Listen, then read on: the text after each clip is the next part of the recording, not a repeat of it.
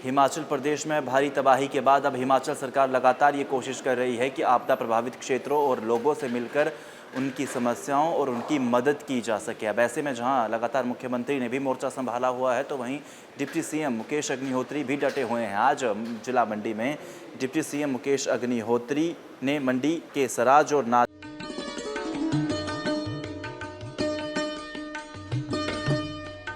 प्रदेश में खेती के विविध आयामों की पहचान की जा रही है। हिमाचल में मसालों की खेती की संभावनाओं को देखते हुए जिला हमीरपुर में स्पाइस पार्क का निर्माण किया जाएगा तथा ऊना जिला में 20 करोड़ रुपए की लागत से आलू प्रसंस्करण संयंत्र स्थापित किया जाएगा।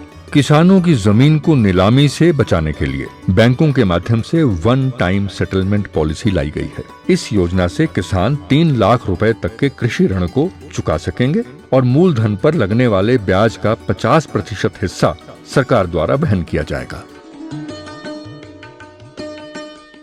विधानसभा क्षेत्रों के आपदा प्रभावित इलाकों का दौरा किया। इस दौरान उन्होंने जमीनी स्थिति का जायजा भी लिया और प्रभावित परिवारों से मुलाकात कर उनके दुख को साझा किया। उन्होंने कहा कि आपदा की इस कठिन घड़ी में प्रदेश सरकार हर प्रभावित परिवार के साथ मजबूती से खड़ी है। सरकार का उद्देश्य केवल राहत देना है नहीं, बल्कि प्रभावितों को पुनः सामान्य जीवन की ओर लौटने में हर संभव सहायता देना है। उप मुख्यमंत्री ने पंजोह बाखली मार्ग पर भारी भूस्खलन से हुई क्षति का भी निरीक्षण किया और लोक निर्माण विभाग को निर्देश दिए कि क्षेत्र की 14 पंचायतों की यातायात सुविधा बहाल करने के लिए 60 मीटर लंबा वैली ब्रिज जल्द स्थापित किया जाए। उन्होंने बताया कि बगलामुखी रोपवे सेवा दूरभाष कोल पर भी उपलब्ध रहेगी।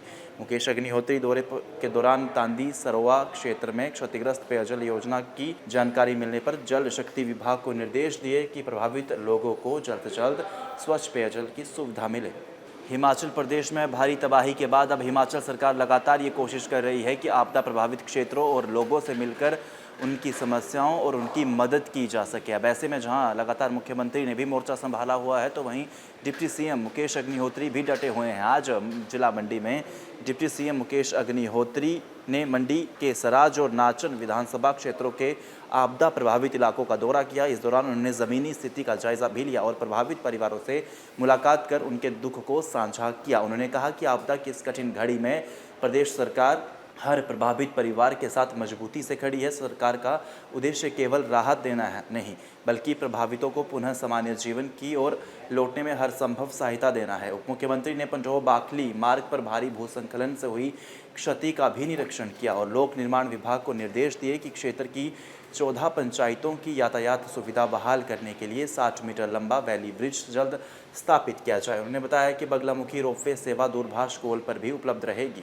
मुकेश अग्निहोत्री दौरे के दौरान तांदी सरोवा क्षेत्र में क्षतिग्रस्त पेयजल योजना की जानकारी मिलने पर जल शक्ति विभाग को निर्देश दिए कि प्रभावित लोगों को जल्द से जल्द स्वच्छ पेयजल की सुविधा मिले।